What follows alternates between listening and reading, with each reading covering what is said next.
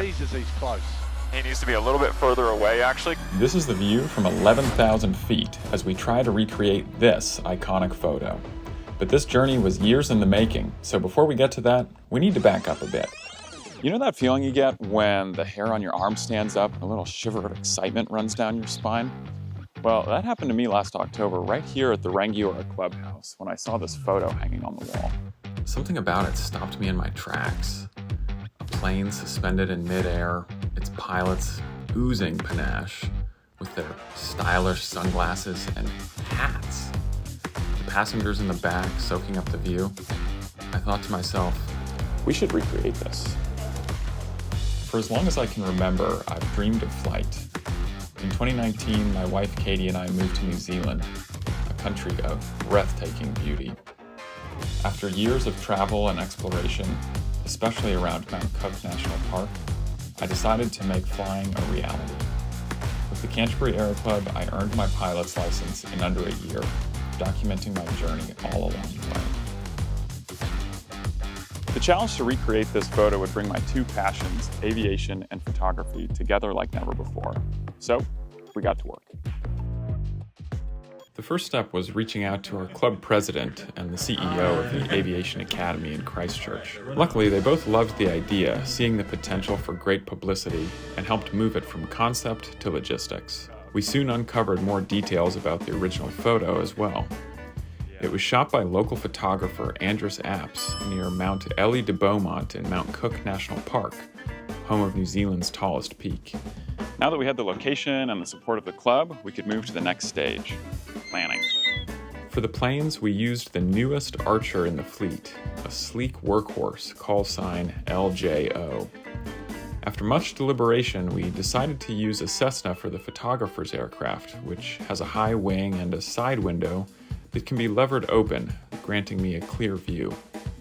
Next came the crew. We needed a pair of pilots, one for the subject plane and one for the photographer's plane. We also needed two passengers to sit in the rear. I wanted to include some younger pilots to bridge the gap to the next generation, so I reached out to the Young Eagles, which is a program that supports teenagers that want to get involved in flying. Recreating this photo presented some pretty unique challenges, and chief among them is operating fully loaded aircraft in tight formation. It takes a steady hand to operate this close together, so I recruited the help of some competition pilots with plenty of experience. Another challenge is weather. New Zealand mountains do not produce many clear flyable days, so all we could do was wait and hope for a clear forecast.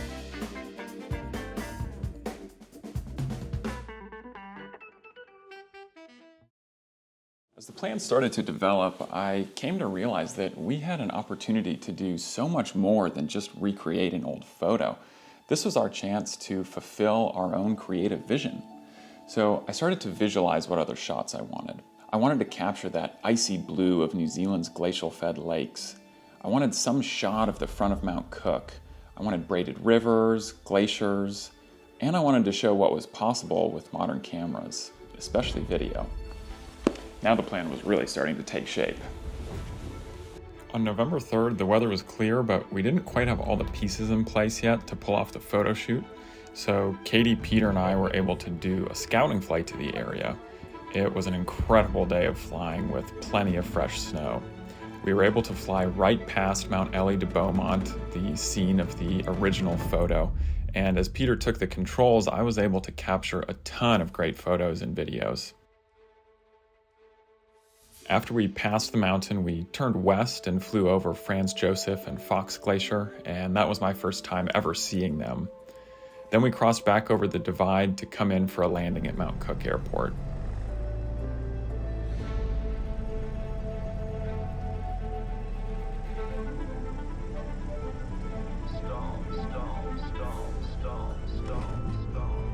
This airport is a bucket list destination, and it holds a special place in my heart. Back in 2019, Katie and I did a scenic helicopter flight from this airport when my mom and sisters came to visit.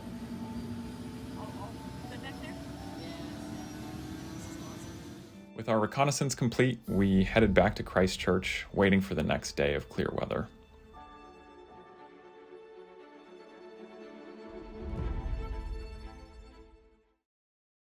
So just 2 weeks later, on November 17th, the forecast called for clear skies and no wind. Our time had come. How often do you see the country looking like that? There's nothing on it. I'm Andreas, I'm the club captain here.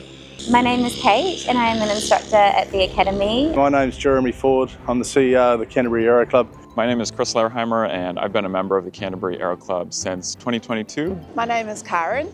I'm a private pilot and I've been a member of the Aero Club since 2023. My name is Avalon and I have been a Young Eagle with Canterbury Aero Club since 2023. After our safety briefing, a quick wipe of the windscreens, and a team photo, we lined up and took off in formation from Christchurch Airport. We used the flight time to practice formation flying and getting my camera settings adjusted.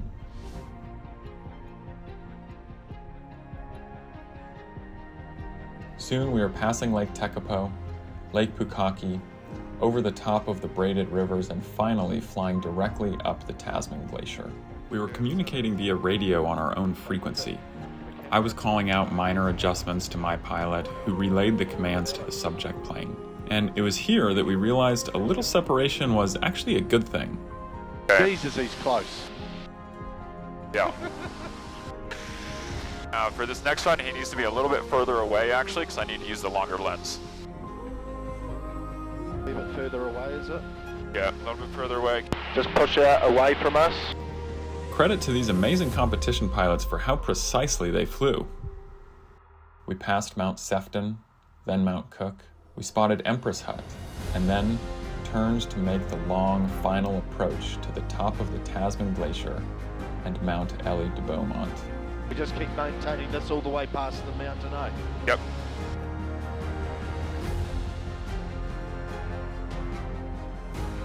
Down a wee bit, and if you could lift your left wing. Down a wee bit.